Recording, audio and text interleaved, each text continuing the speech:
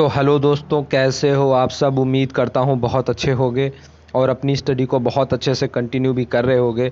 दोस्तों, स्वागत है आप सभी लोगों का आज के सेशन में, जहाँ पर NCERT रिव्यू की श्रृंखला में हम बात करने वाले हैं कक्षा 10 की जो भूगोल विषय की NCERT है उसके चैप्टर 7 पर। दोस्तों, मुझे बताते हुए ये बहुत ज़्यादा खुशी हो रही है कि ये क्लास 10 की NCERT भूगोल का लास्ट चैप्टर है। इसके बाद में हम लोग क्लास 11 के NCERT पर पहुंच जाएंगे, यानी कि कक्षा 6, 7, 8, 9 और अब जाकर के हमने कक्षा 10 की भी NCERT कंप्लीट कर ली है। गाइज, जब मैंने ये सीरीज को शुरू किया हुआ था तो मेरे दिमाग में कभी भी ये नहीं था कि हम इसको इतना आगे और इतना अच्छे से, इतना सफलतापूर्वक ले जा पाएंगे।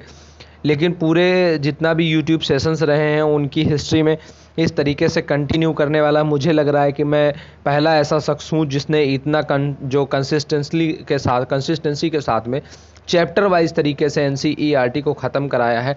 और जितने भी लोग साथ में जुड़े रहे हैं वो सभी लोग जानते हैं कि मैंने कभी भी ज़्यादा वक्त नहीं जाया कराया है। सारे चैप्टर्स को बहुत शॉर्ट सेशन में 10 मिनट, 15 मिनट, मैक्सिमम 15 मिनट या फिर 20 मिनट के सेशंस में चैप्टर्स को निपटाया है। चाहे वो जैसे चैप्टर्स रहे हो, छोटे या बड़े, पूरी कोशिश रही है कि 15 से 20 मिनट में हम उन चैप्टर्स को ख़त्म कर दें और उनके बारे में अच्छे से जान भी लें। आप सबका भी बहुत ज़्यादा सहयोग रहा, इसके लिए मैं बहुत प्रसन्नता व्यक्त करता हूं और आप सभी लोगों को बहुत बहुत धन्यवाद कहना चाहता हूं कि आप सब ने पूरी इस NCERT के श्रृंखला में अपना सहयोग बनाए रखा। हालांकि बात अभी यहीं पर ख़त्म नहीं हुई है गाइज। तो आगे का प्लान मेरा ये है कि अभी मैं 11 और 12 की भूगोल विषय की NCERT को कंप्लीट कराऊंगा। इसके बाद में जो हमारी इतिहास विषय की NCERT चल रही है, फिर वो जो क्लास 7 पे, अभी हमारी क्लास 8 पे चल रही है, उसको भी हमें आगे बढ़ा करके लाना है और उसको भी क्लास 12 तक ला करके कंप्लीट कराना है। ठीक है, क्योंकि उसके पीछे रीजन एक ये है कि हिस्ट्री जो हमारा है वो हमारा न सिर्फ प्रीलिम के लिए इंपॉर्टेंट होगा बल्कि मेंस के भी कुछ सेशंस में जो हिस्ट्री है हमारी वो हमारे लिए बहुत ज़्यादा इंपॉर्टेंट होगी। तो ऐसे में जो हिस्ट्री का सेशन है उसको भी क्लास 12 तक लेकर के आकर के हम कंप्लीट करेंगे। फिर मैंने ये सोचा है कि जो इतिहास और भूगोल विषय की NCERT दोनों कंप्लीट होने के बाद में फिर इनके समरी फॉर्म को कंप्लीट करेंगे, यानी कि एक एक सेशन, बड़े बड़े सेशन रखेंगे, लाइव सेशंस रखेंगे 1-1 घंटे के आसपास के, और उनमें क्या करेंगे, पूरी की पूरी किताब को कवर कर लेंगे। जैसे एक दिन मैं क्लास 6 की किताब स्टार्ट करूंगा तो उस दिन उसके जितने सारे चैप्टर्स हैं उन सारे चैप्टर्स का एक रिव्यू कर लेंगे और साथ ही साथ में क्या कर लेंगे, उनके क्वेश्चन आंसर जो होंगे उन पर डिस्कस कर लेंगे, मेन फैक्ट्स पर डिस्कस कर लेंगे, मेन पॉइंट कॉन्सेप्ट पर डिस्कस कर लेंगे। इस बारे में मुझे आप सबका सुझाव चाहिए कि क्या ये जो मैं सोच रहा हूँ ये तरीका सही रहेगा। इसके बाद में 2 प्रमुख सब्जेक्ट जिनको मैं स्टार्ट करने का सोच रहा हूँ, उसमें से एक हमारा जो पॉलिटी, पूरा संविधान और राज्य व्यवस्था का सेशन है उसको, और दूसरा जो साइंस और एनवायरनमेंट का सेशन है उसको। तो ये जो इतिहास भूगोल खत्म करने के बाद में फिर हम साइंस, एनवायरनमेंट और जो संविधान और राज्य व्यवस्था है, इन 2 टॉपिक्स को यहाँ से आगे से कवर करना स्टार्ट करेंगे। और यहाँ पे जो पूरी की पूरी बुक वाइज है, क्लास वाइज है, उस तरीके से 1-1 घंटे के सेशंस में सारी जो किताब, पूरी की पूरी जो किताबें होंगी 6, 7, 8, 9, 10 की, एक सेशन में सारी किताबों को कवर कर लेंगे। तो यहाँ से अब हम बढ़ते हैं आज के अपने सेशन की तरफ, जहां पर हम बात करेंगे कक्षा 10 की भूगोल विषय की NCERT के चैप्टर 7 पर, जिसका टाइटल है राष्ट्रीय अर्थव्यवस्था की जीवन रेखाएं, यानी कि life lines of national economy. आजकल अर्थव्यवस्था पर काफ़ी ज़्यादा चर्चा चल रही है, आत्मनिर्भर भारत के बारे में बहुत ज़्यादा बातें चल रही हैं। ऐसे में हमारे लिए ये चैप्टर बहुत ज़्यादा इंपॉर्टेंट हो जाता है और इसका मेंस में बहुत ज़्यादा रोल होगा। इस चैप्टर के अंतर्गत मुख्य रूप से हम जो यातायात है, जो परिवहन है और उनका जो व्यापारिक महत्व है, इसके बारे में अध्ययन करेंगे। तो चलिए गाइस, इसको हम देखते हैं। एक देश के विकास की गति वस्तुओं तथा सेवाओं के उत्पादन के साथ एक स्थान से दूसरे स्थान तक वहन की सुविधा पर निर्भर रहती है। इसका तात्पर्य यह है कि किसी भी जो देश है उसका जो डेवलपमेंट होगा या जो उसका विकास होगा, वो पहली चीज़ तो इस पर डिपेंड करेगा कि वहाँ पर वस्तुओं और सेवाओं का जो उत्पादन है वो किस तरीके से हो रहा है, और दूसरी इंपॉर्टेंट चीज़ ये है कि उनको वहन करने के लिए, मूवमेंट करने के लिए सुविधा किस प्रकार की है। जैसे फॉर एग्जाम्पल, मान लीजिए हमारे देश पे किसी चीज़ का उत्पादन नहीं होता है, अब हम किसी भी चीज़ का उत्पादन नहीं करते हैं, तो इसके लिए हमें क्या करना पड़ेगा, हमें दूसरे कंट्री से क्या करना पड़ेगा, चीज़ों को एक्सपोर्ट करना पड़ेगा या फिर आयात करना पड़ेगा। ठीक है, तो ऐसे में जब हम चीज़ों को आयात करेंगे तो जो हमारी मनी होगी वो दूसरे कंट्री में चली जाएगी, तो क्या हमारे देश का डेवलपमेंट होगा? बिल्कुल नहीं होगा। अब दूसरी रीजन जो यहाँ पे आती है वो ये होती है कि मान लीजिए हमारे कंट्री में क्या होता है कि यहाँ पर हमारे यहाँ पे उत्पादन जो है वो हो रहा है, चलिए ठीक है, हम प्रोड्यूस कर रहे हैं चीज़ों को, हम प्रोड्यूस कर रहे हैं। अब यहाँ पर हम चीज़ों को प्रोड्यूस कर रहे हैं, लेकिन हमारे यहाँ पे ना तो ट्रांसपोर्ट की कोई सुविधा है, ना रोड्स है, ना रेलवेज है, ना एयर हमारे पास में कोई सुविधा है, ना हमारे पास में कोई अंतर्देशीय या फिर अंतर्राष्ट्रीय जलमार्गों की सुविधा है। अब यहाँ पे बन रहा है, यहाँ पे पड़ा रह रहा है, या अगल बगल बहुत ज़्यादा जाकर के बिक रहा है, लेकिन ग्लोबली पूरे भारत में जाकर के या पूरे देश में जाकर के नहीं बिक पा रहा है, तो क्या हमारे देश का डेवलपमेंट हो पाएगा? तो नहीं हो पाएगा। तो दो इंपॉर्टेंट चीज़ें हैं जिनसे किसी भी कंट्री का जो इकोनॉमिकल डेवलपमेंट है वो निर्भर करता है। उसमें पहली जो चीज़ है वो है यहाँ पे उत्पादन। तो वहाँ पे उत्पादन हो रहा है, फिर उत्पादन के बाद में उसको हर जगह पर पहुँचाने के लिए जिसकी ज़रूरत होती है वो होती है किसकी? वो होती है ट्रांसपोर्ट की सुविधा। तो दूसरी दो जो महत्वपूर्ण चीज़ें हैं किसी भी देश की इकोनॉमी के लिए, पहली चीज़ क्या है? पहली चीज़ है वस्तुओं और सेवाओं का उत्पादन, और दूसरी चीज़ है उसके ट्रांसपोर्ट के लिए सुविधा। इसीलिए सक्षम परिवहन के साधन तीव्र विकास हेतु अपेक्षित है। इसीलिए जो बड़े बड़े हवाई मार्ग हमारे हों, नए हवाई मार्गों का जो हम जो तय कर रहे हों, आपस में एक दूसरे के साथ संबंध बना रहे हो, या फिर हमारे बड़े बड़े जो राष्ट्रीय राजमार्ग हों, या फिर जो हमारे अंतर्देशीय जल परिवहन हो। जैसे अब देखते हैं हमारे देश के अंदर भी हम देख रहे हैं कि गंगा में भी अंतर्देशीय जल परिवहन के बारे में बात चल रही है। इसके अलावा जो तटीय क्षेत्र है वहाँ पर काफ़ी जगहों पर अंतर्देशीय परिवहन हमें नदियों में दिखाई देता है। हालांकि उनकी अपनी कह सकते हैं कि समस्याएं हैं, लेकिन फिर भी अंतर्देशीय जल परिवहन भी दिखाई दे रहा है। इसके अलावा रेलवे, हमारे यहाँ जो माल ढुलाई से सर्वाधिक जो काम होता है वो आज भी रेलवे के माध्यम से हो रहा है। इसके अलावा जो सड़कों के माध्यम से ट्रांसपोर्ट के कार्य हो रहे हैं। तो इसके लिए ये बहुत जरूरी है डेवलपमेंट के लिए हमारे पास में परिवहन के अच्छे साधन हो। आज भी हम देखते हैं कि जहां से कनेक्टिविटी अच्छी नहीं होती है वहां पर जहां पे मतलब देशों के साथ में कनेक्टिविटी अच्छी नहीं होती, परिवहन के साधन उपलब्ध नहीं होते, वहां पर किसी भी प्रकार के उद्योग धंधे पनप नहीं पाते हैं। आपको एग्जाम्पल के लिए बताऊं तो अगर आप कभी अफ्रीका में देखेंगे, अफ्रीका में आप सहारा वाले देशों को देखिए। सहारा वाले देशों की स्थिति ये है कि यहाँ पर सहारा के आसपास के जो देश हैं वहाँ पर क्या है कि जो भूमि है वो बहुत ज़्यादा ककरीली पथरीली और ऊंची नीची है। ऐसे में वहाँ पर आप देख रहे होंगे कि पूरा अफ्रीका जहाँ पर जो काफ़ी सारे जो खनिजों के भंडार हैं, और उन क्षेत्रों में भी खनिजों के भंडार हैं जहाँ पर वो पथरीली ककरीली ज़मीन है, लेकिन वहाँ से खनिजों का निष्कर्षण इसलिए नहीं हो पा रहा है क्योंकि वहाँ से ट्रांसपोर्ट की सुविधा नहीं है कि जिसको हम रोड तक, जिससे हम क्या करें उसको कंपनियों तक या फिर जो उद्योगों तक पहुँचा सकें।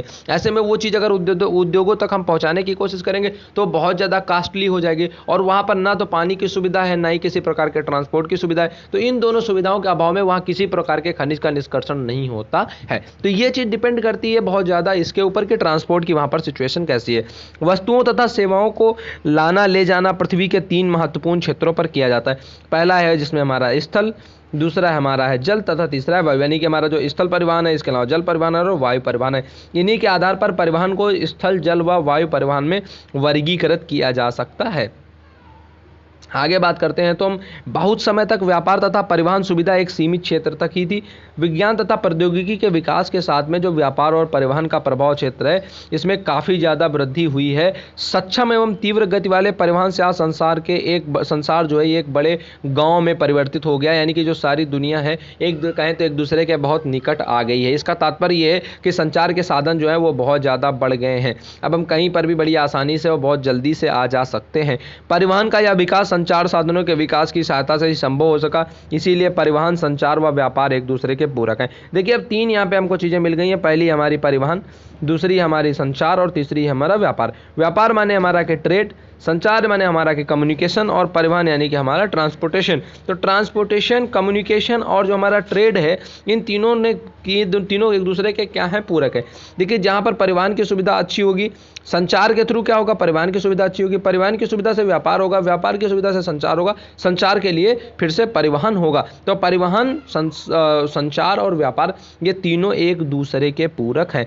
इस अध्याय में हम यही पढ़ेंगे कि किस प्रकार से आधुनिक संचार तथा परिवहन के साधन हमारे देश और इसकी आधुनिक अर्थव्यवस्था को संचालित करते हैं। तो हम यही देखेंगे इस चैप्टर के अंतर्गत कि संचार, परिवहन किस तरीके से हमारे देश की जो आधुनिक अर्थव्यवस्था है इसको ये संचालित कर रहे हैं। देखिए यहाँ पे एक ग्राफ बनाया गया जहाँ पर समझाएगा। इस ग्राफ को आप समझ लेंगे तो आपको पूरी बात समझ में आ जाएगी। पूरे चैप्टर का निचोड़ इसी में है।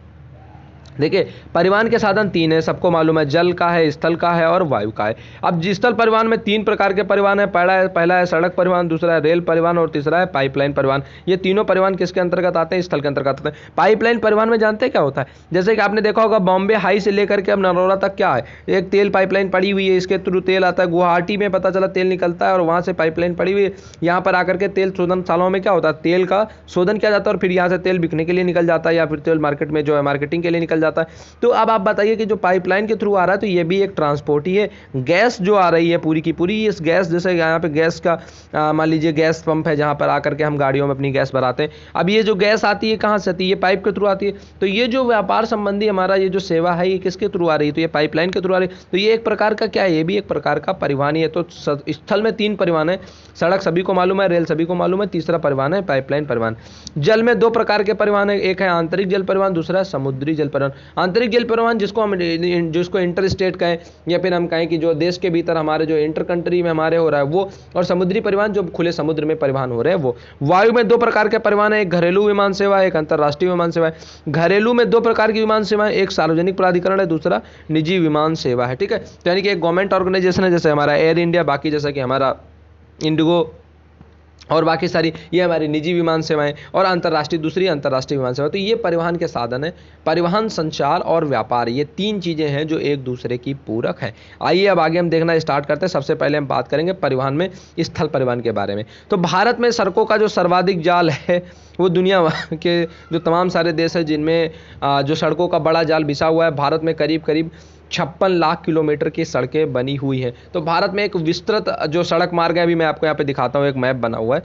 इस मैप में आप देखेंगे तो आपको पता चलेगा। ये देखिए भारत में राष्ट्रीय राजमार्गों की संख्या देखिए किस तरीके से पूरा का पूरा भारत का नक्शा जो है वो भरा हुआ है। इसमें जो येलो कलर से आपको दिखाई दे रही है एक लाइन, ये जो येलो कलर की आपको दिखाई दे रही होगी, ये आपकी स्वर्णिम चतुर्भुज योजना है। ठीक है, जो ये आपको येलो कलर की लाइन दिखाई दे रही है ये हमारी स्वर्णिम चतुर्भुज योजना इस तरीके से है। ठीक है, इसके अलावा जो हमको ये रेड कलर की लाइनों से दिखाई दे रहा है ये राष्ट्रीय राजमार्ग है जिनमें नंबर्स लिखे हुए हैं, ये सारे के सारे हमारे नेशनल हाईवेज हैं, ये राष्ट्रीय राजमार्ग हमारे पूरे के पूरे हैं। ठीक है, इसके अलावा अगर हम बात करें तो ये उत्तर और दक्षिण गलियारा है जो भूरे रंग से आपको यहाँ पर दिखाया गया है। ठीक है, इसके अलावा ये जो आपको यहाँ पे हल्का रेड कलर से दिखाया गया ये हमारा पूर्व और पश्चिम गलियारा है। तो देखिए क्या कितना हमारे पास में सुविधा है। एक तो हमारे पास स्वर्णिम चतुर्भुज है, दूसरा हमारा पूर्व पश्चिम है, एक हमारा उत्तर दक्षिण है, इसके अलावा हमारे पास नेशनल हाईवेज है। तो ये हमारी रोड्स की स्थिति है, सिचुएशन है।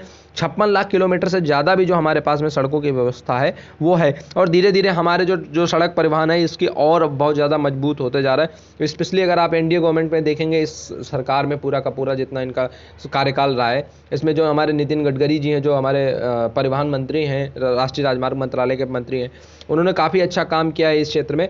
और राष्ट्रीय राजमार्गों की संख्या धीरे धीरे करके और बाकी जो जिनको इनके चौड़ीकरण का कार्य हो या और जो सारे जो अपडेशन का कार्य हो वो धीरे धीरे और अच्छे से किया जा रहा है। और जिनको जिस तरीके से उनको इको फ्रेंडली बनाया जा रहा है उससे ये लग रहा है कि आने वाले समय में जो हमारा ट्रांसपोर्ट का सुविधा होगी वो और ज़्यादा अच्छी हो जाएगी। और एक चीज़ आप और याद रखिएगा, जब भी परिवहन की लागत जितनी कम होती जाएगी वस्तु का मूल्य भी उतना ही कम होता जाएगा। तो इकोनॉमी पे इसका अच्छा असर पड़ने के साथ साथ एक तो ज़्यादा ट्रांसपोर्ट होगा, तो जितना अच्छा ट्रांसपोर्ट की सुविधा होगी जो सामान होंगे वो इतनी आसानी से मार्केट में उपलब्ध होंगे। तो ऐसे में इंडस्ट्रीज को तो फायदा होगा ही होगा, जो उपभोक्ता हैं उनको भी बहुत ज़्यादा फायदा होगा, क्योंकि आसान ट्रांसपोर्ट, कम ट्रांसपोर्ट की लागत में वस्तु के मूल्य की लागत कम हो जाएगी, और जब उसका लागत मूल्य कम हो जाएगा तो उसका विक्रय मूल्य ऑटोमेटिकली कम होता चला जाएगा। तो स्थल परिवहन की हम बात कर रहे थे, तो स्थल परिवहन में जैसे हमारा राष्ट्रीय राजमार्ग है। अब राष्ट्रीय राजमार्ग में अगर आप बात करेंगे यहाँ पर तो जो सड़क परिवहन है इसकी बढ़ती महत्ता के कारण क्या है, देखिए रेलवे लाइनों में ज़्यादा जो हम कहें कि खर्च आता है, उस हिसाब से जो सड़कों की बात करेंगे तो उसमें लागत बहुत कम आती है। दूसरी चीज़ क्या है कि सड़कें उबड़ खाबड़ और विभिन्न भू स्थानों पर बनाई जा सकती है, जबकि आप रेलवे ट्रैक्स इस तरीके से नहीं बिछा सकते। अपेक्षाकृत कम व्यक्तियों, कम दूरी व कम वस्तुओं के परिवहन में सड़क मितव्ययी है। अब जैसे कि छोटी छोटी जगहों के लिए तो हम ट्रेन नहीं चला सकते ना, कम सामान के लिए तो हम ट्रेन नहीं चला सकते ना, लेकिन छोटे छोटे जो हमारे पास में साधन है, वाहन है, उनसे हम छोटी छोटी चीज़ों का, कम चीज़ों का, हल्की चीज़ों का ट्रांसपोर्ट भी कर सकते हैं। तो ऐसे में ये चीज़ थोड़ा सा ज़्यादा रिलीवेंट हो जाती है, यहाँ पर रेलवे आकर के इरिलीवेंट हो जाएगा। दूसरा क्या है कि घरों या घर घर सेवा उपलब्ध कराता है। अब रोड ट्रांसपोर्ट, ट्रेन घर घर तो सामान भिजवाने नहीं जा सकते, लेकिन अगर हम देखेंगे तो जो रोड ट्रांसपोर्ट है वो घरों तक भी सामान पहुंचाने में हमारे लिए काफ़ी ज़्यादा मदद करता है। इसके अलावा सड़क परिवहन अन्य परिवहन साधनों के उपयोग की एक कड़ी के रूप में भी काम करता है। अच्छा, सड़क परिवहन दूसरी चीज़ इसलिए भी इंपॉर्टेंट है, मान लीजिए 2 रेलवे स्टेशनों को जोड़ना है, पास के 2 स्थानों को जोड़ना है, 2 अब रेलवे स्टेशन और हमको एयरपोर्ट को कनेक्ट करना है। तो रेलवे स्टेशन और एयरपोर्ट को हम कैसे कनेक्ट करेंगे, उसके लिए हम जो रोड है, रोड परिवहन है, उसको हम यूज कर सकते हैं। तो ये चीज़ हमारे लिए यहाँ से बहुत ज़्यादा इंपॉर्टेंट हो जाती है। इसके बाद हम बात करेंगे स्वर्णिम चतुर्भुज जो महाराजमार्ग, जिसके बारे में मैं आपको बता रहा था। ये भारत सरकार ने इसमें दिल्ली, कोलकाता, चेन्नई, मुंबई व दिल्ली को जोड़ने वाली 6 लेन वाली महाराजमार्गों की सड़क योजना प्रारंभ की हुई है। इस परियोजना के तहत 2 गलियारों का प्रस्ताव है। प्रथम जो होगा वो उत्तर दक्षिण गलियारा जो श्रीनगर से कन्याकुमारी को जोड़ेगा, और दूसरा गलियारा पूरा पश्चिम गलियारा होगा जो सिलचर असम में है, वहां से लेकर के पोरबंदर गुजरात तक को क्या करेगा, वो कनेक्ट करेगा। तो इस तरीके से अगर हम देखें यहाँ पे, तो इस राजमार्ग का जो बहुत इंपॉर्टेंट उद्देश्य है वो ये है कि भारत में जो मेगा सिटी है उनके मध्य में जो दूरी है और परिवहन का जो समय है इसको ये बहुत न्यून कर देगा। यह राजमार्ग परियोजना भारत के राष्ट्रीय राजमार्ग पर जो प्राधिकरण है हमारा, national highway authority of India है, इसके अधिकार क्षेत्र में आती है। इसके बाद में दूसरी बात आती है फिर राष्ट्रीय राजमार्ग की, जो हमारे नेशनल हाईवेज हैं उनके नाम पे। नेशनल हाईवे जो हमारे आते हैं, नेशनल हाईवे हमारे किसके अंतर्गत आते हैं, तो ये हमारे आते हैं CPWD जो हमारा होता है उसके अंतर्गत आते हैं, जो सेंट्रल पब्लिक वर्क डिपार्टमेंट है, ठीक है, उसके अंतर्गत ये आते हैं। फिर राज्य मार्गों की बात आती है और फिर जिला मार्गों की बात आती है। तो इस तरीके से सड़कों का एक बड़ा विस्तृत जाल भारत के भीतर बिछा हुआ है। अन्य सड़कें जो प्रधानमंत्री ग्रामीण सड़क योजना कहते थे, अगर आप गाँव में देखते होंगे तो अक्सर करके जो सड़कों पर बोर्ड लगा रहता है वहाँ पर लिखा होता है प्रधानमंत्री ग्राम सड़क योजना के अंतर्गत इसका निर्माण किया गया। फिर सीमांत सड़कों की बात आती है। सीमांत सड़कें वे सड़कें होती हैं, इसके अतिरिक्त भारत सरकार प्राधिकरण के अंतर्गत सीमा सड़क संगठन है जो देश के सीमांत क्षेत्रों में सड़कों का निर्माण करता है। यह संगठन 1960 में बनाया गया था, जिसका कार्य उत्तर तथा उत्तर पूर्वी क्षेत्रों में सामरिक महत्व की सड़कों का विकास करना है। रिलीवेंट क्यों हो गया मैं आपको बताता हूं। भारत चीन के बीच में इतना किस समय कितना ज्यादा विवाद चल रहा है, और जिस इस समय जो सड़कें बन रही हैं वहां पर कौन सड़क बना रहा है, सीमा सड़क संगठन बना रहा है, ठीक है। और सीमा सड़क जो संगठन है इसकी स्थापना कब की गई थी, इसकी स्थापना की गई थी 1960 में। याद रखिएगा ये क्वेश्चन मैं आपसे जरूर पूछूंगा, आप सभी को सही आंसर करना है। सीमा सड़क संगठन की स्थापना हुई थी 1960 में, मोस्ट इंपॉर्टेंट फैक्ट है, आप याद रखिएगा। और सीमा सड़क संगठन ये आजकल क्या कर रहा है, बॉर्डर की जो जितनी भी सड़कें हैं वो यही बनाते हैं, ठीक है। इसके बाद में अगर हम बात करें तो अब बात आती है हमारी किसकी, तो अब बात आती है हमारी रेल परिवहन के बारे में। रेल परिवहन जो है ये वस्तुओं यात्रियों के परिवहन का बहुत इंपॉर्टेंट एक साधन है। भारत में पिछले 150 सालों से भी अधिक समय से जो रेल है ये एक महत्वपूर्ण समन्वय के रूप में काम कर रहा है। भारतीय रेलवे देश की अर्थव्यवस्था के उद्योगों कृषि में तीव्र विकास के लिए उत्तरदायी है। तो रेलवे हमारे लिए बहुत ज़्यादा इंपॉर्टेंट है। भारतीय रेलवे देश का सबसे बड़ा सार्वजनिक क्षेत्र का प्राधिकरण है। देश की पहली रेलगाड़ी 1853 में मुंबई और थाने के मध्य में चलाई गई थी, जो 34 किलोमीटर की दूरी तय करती थी। तो पहली जो हमारी गाड़ी थी वो चलाई गई थी 1853 में, ठीक है, मुंबई से थाने के बीच में। भारतीय रेल परिवहन को 16 प्रखंडों में पुनः संकलित किया गया। देश में जो रेल परिवहन है इसके वितरण को प्रभावित करने वाले कारकों में भू आकृतिक आर्थिक प्रशासकीय कारक प्रमुख है। उत्तरी मैदान अपनी विस्तृत समतल भूमि की वजह से क्या है कि यहाँ पर सघन जनसंख्या घनत्व, जनसंपन्न कृषि, प्रचुर संसाधनों के कारण रेल परिवहन के विकास में वृद्धि में सहायक रहा है। देखिए जैसे जैसे नीड बढ़ती जाती है वैसे वैसे रेलवे ने भी अपने इंफ्रास्ट्रक्चर को बढ़ाया है। रेलवे सार्वजनिक क्षेत्र का सबसे बड़ा जो है एक उपक्रम हमारे यहाँ पे है। हालांकि बड़ी विडंबना ये है कि जो गवर्नमेंट है उसको काफ़ी हद तक उसका जो प्राइवेटलाइजेशन है वो करना पड़ रहा है। अब सरकार के पास में उसको प्राइवेटलाइजेशन करने के उसके पास में उसके अपने अलग तर्क हैं, और जो लोग सार्वजनिक क्षेत्र के उद्यमों को बचाना चाह रहे हैं उनके पास में अपने उनके अलग तर्क हैं। उस पर भी कभी उस कंट्रोवर्सी पे भी चर्चा करेंगे। आज उस पर डिस्कस नहीं करते, नहीं तो ये क्लास थोड़ा ज़्यादा लंबी हो जाएगी। आज इस चैप्टर को ही कंप्लीट कर लेते हैं पहले। इसके बाद में गाइस बात आती है रेलवे की। अगर हम बारे में आगे बात करें तो जैसे कहीं कहीं पर क्या कि प्रतिकूल परिस्थितियाँ, जैसे कि पश्चिम बंगाल, गुजरात के दलदली भाग, मध्य प्रदेश के वन क्षेत्र, छत्तीसगढ़ है, उड़ीसा है, झारखंड है, यहाँ पर रेलवे का निर्माण करना कठिन काम है। सह्याद्री तथा उससे सन्निध क्षेत्र को भी घाटों या दर्रों के द्वारा ही पार कर पाना संभव है। कुछ वर्ष पहले भारत के महत्वपूर्ण आर्थिक क्षेत्र में पश्चिमी तट के साथ कोंकण रेलवे के विकास ने यात्री व वस्तुओं के आवागमन को सुविधाजनक बनाया है। तो धीरे धीरे करके हम वहां पर भी प्रयास कर रहे हैं रेलवे ट्रैक्स को डेवलप करने की, जहां पर अभी तक हम रेलवे ट्रैक्स को डेवलप नहीं कर पाए हैं। लेकिन कुछ ऐसी जगहें हैं जहां पर रेलवे ट्रैक्स को डेवलप कर पाना अभी भी बहुत मुश्किल बना हुआ है। तो उसके पीछे अनेक मुश्किलें हैं। अभी पिछले दिनों ही मैंने एक खबर देखी कि एक रेलगाड़ी से कट करके 5 या 6 हिरन जो हैं उनकी मृत्यु हो गई।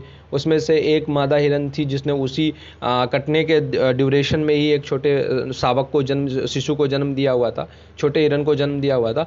और इसके अलावा एक जो दूसरी थी वो भी गर्भवती उसमें थी, जो हिरन एक और जो हिरनी थी वो भी। तो उसको उस खबर को देखने के बाद में वो सारे के सारे ट्रेन से 5 या 6 का झुंड था जो पूरा का पूरा सारे वो कट गए थे।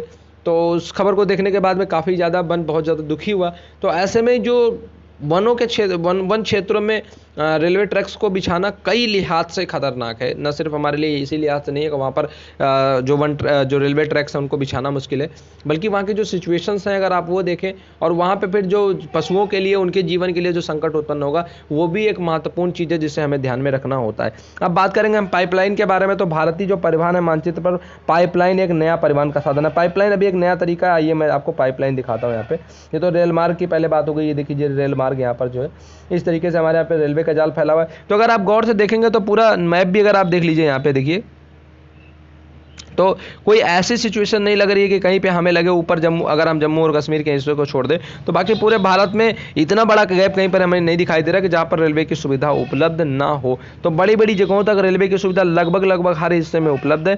हालांकि जो छत्तीसगढ़ और हमें आपको ये जो यहाँ पे मध्य प्रदेश और बिहार का हिस्सा दिखाई दे रहा होगा, यहाँ पे आपको थोड़ा ये देखिए रेलवे यहाँ पर विरल दिखाई दे रहा है, जबकि उत्तर भारत में अगर आप यहाँ पर देखेंगे तो देखिए रेलवे कितना महत्वपूर्ण रूप से, एकदम कितना सघन रूप से फैला हुआ है। इसके अलावा राजस्थान में भी रेलवे काफी सघन रूप से फैला हुआ। बाकी संपूर्ण भारत में भी ऐसी स्थिति है। दक्षिण भारत में भी कमोबेश ऐसी स्थिति है जहां पर सारे जो स्टेट्स हैं वो काफी ज्यादा हद तक जुड़े हुए हैं, खासतौर से आंध्र प्रदेश, तेलंगाना और जो हमारा तमिलनाडु है, ये पूरा का पूरा हिस्सा। बाकी पश्चिमी घाट और पूर्वी घाट को देखिए पूरी तरीके से बड़े बड़े स्टेट्स को जोड़ते हुए यहाँ पर जो सुविधा है रेलवे की वो बनाई गई है, डेवलप की गई है। ठीक है, आगे अगर हम बात करें अब यहाँ पर, तो समुद्र परिवहन, पतन परिवहन की अगर हम बात करें तो भारत में 7516.6 किलोमीटर की लंबी समुद्री तट रेखा है। इसके साथ ही 12 प्रमुख तथा 200 मध्यम व छोटे पत्तन है। तो भारत में बड़े पत्तनों की बात करेंगे तो 12 हैं, जबकि 200 मध्यम व छोटे पत्तन है। और देश के प्रमुख पत्तन, देश का 95% विदेशी व्यापार यहीं से संचालित होता है। अब यहाँ से अगर आप देख लेंगे, अगर आप इंटर स्टेट बात करेंगे तो हल्दिया से इलाहाबाद के मध्य में गंगा का जलमार्ग, जो मैं अभी आपको बता रहा था, 1620 किलोमीटर लंबा है। इसके अलावा सदिया से धुबरी 891 किलोमीटर, ब्रह्मपुत्र नदी में। केरल में पश्चिम तटीय नहर जो कोट्टापुरम से लेकर के कोल्लम तक है, 205 किलोमीटर की। काकीनाडा पुदुचेरी नहर स्ट्रेच है जो करीब करीब इसका विस्तार 1078 किलोमीटर ततक का है। राष्ट्रीय राजमार्ग जो जलमार्ग संख्या इसको 4 हम लोग बोलते हैं, ये है। तो इस तरीके से जो राष्ट्रीय जलमार्ग हैं, इसके अलावा 1953 में वायु परिवहन का क्या किया गया, नेशनलाइजेशन कर दिया गया, राष्ट्रीयकरण कर दिया गया। और एयर इंडिया जो है ये घरेलू तथा अंतर्राष्ट्रीय वायु सेवाएं प्रदान करती है। ठीक है, पवन हंस हेलीकॉप्टर की सुविधा। अब यहाँ पर मुख्य पत्तन और अंतर्राष्ट्रीय हम हवाई पत्तन देख लेते हैं। देखिए हमारा जो इंदिरा गांधी अंतर्राष्ट्रीय हवाई अड्डा है, इसके अलावा कांडला में हमारा एक पत्तन बना हुआ है। छत्रपति शिवाजी और जो हमारा यहाँ पे एक एयरपोर्ट है और जवाहरलाल नेहरू पत्तन है मुंबई में। इसके अलावा हैदराबाद में हमारा एक एयरपोर्ट है। फिर जो कर्नाटक में अगर आप बात करेंगे तो मार्मागांव है, इसके अलावा न्यू मैंगलोर, ये 2 हैं। कोच्चि में एक जो है हमारा पत्तन है, इसके अलावा चेन्नई में एक पत्तन है, जबकि जो चेन्नई में एक एयरपोर्ट भी है। इसके अलावा तिरुवनंतपुरम में एक एयरपोर्ट है। तो इस तरीके से जो वायु परिवहन की सुविधाएं हैं वो भी काफ़ी ज़्यादा। फिर संचार सेवाओं की बात आती है। संचार सेवाओं के आने से काफ़ी ज़्यादा चीज़ें जो हैं वो बहुत आसान हो गई। संचार सेवाओं का मतलब टेली कम्युनिकेशन से हमारा होता है।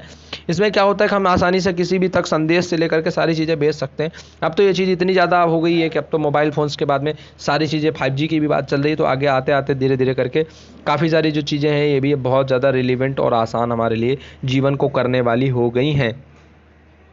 इंटरनेशनल ट्रेड के अलावा जो पर्यटन है, पर्यटन भी एक व्यापार के रूप में देखा जाता है। ऐसे में ट्रांसपोर्ट की अच्छी सुविधाएं होना हमारे यहाँ पर पर्यटन को भी बढ़ावा देता है। और पर्यटन के थ्रू जो हम कहें कि जो हमारे पास में रेवेन्यू जनरेट होता है वो हमारी इकोनॉमी को बूस्ट करने में सहायक होता है। तो आजकल तो पर्यटन भी एक बड़े उद्योग के रूप में जाना जाने लगा है। और पर्यटन उद्योग से काफ़ी ज़्यादा जो हमको विदेशी पैसों की, जो विदेशी मनी है उसका क्या होता है, विदेशी करेंसी है उसकी अर्निंग होती है। तो ये कुल मिलाकर के ये चैप्टर था जिसमें हम बात कर रहे थे कि भारतीय अर्थव्यवस्था या फिर जो किसी भी देश की राष्ट्रीय अर्थव्यवस्था की जीवन रेखाएं क्या क्या हैं। तो हमको पता चला कि 3 चीज़ें हैं जो राष्ट्रीय अर्थव्यवस्था की जीवन रेखाएं हैं। उसमें से सबसे पहली चीज़ है वो है हमारा जो संचार, दूसरा है हमारे पास में व्यापार, और तीसरा जो है वो है परिवहन। तो परिवहन, व्यापार और संचार ये किसी भी देश की जो राष्ट्रीय अर्थव्यवस्था है उसकी जीवन रेखाएं हैं। तो इस चैप्टर को आप सब देख लीजिए, अच्छे से तैयार कर लीजिए, एक बार खुद से भी पढ़ लीजिएगा। और इसके बाद में फिर आने वाले समय में हम इससे जुड़े हुए प्रश्नों का अभ्यास करेंगे। क्लास 10 की NCERT आज इसी चैप्टर के साथ में समाप्त हो रही है। तो अगले सेशन में हम क्लास 11 के NCERT के पहले चैप्टर के साथ में नए सेशन का शुभारंभ करेंगे। तब तक के लिए थैंक यू सो मच।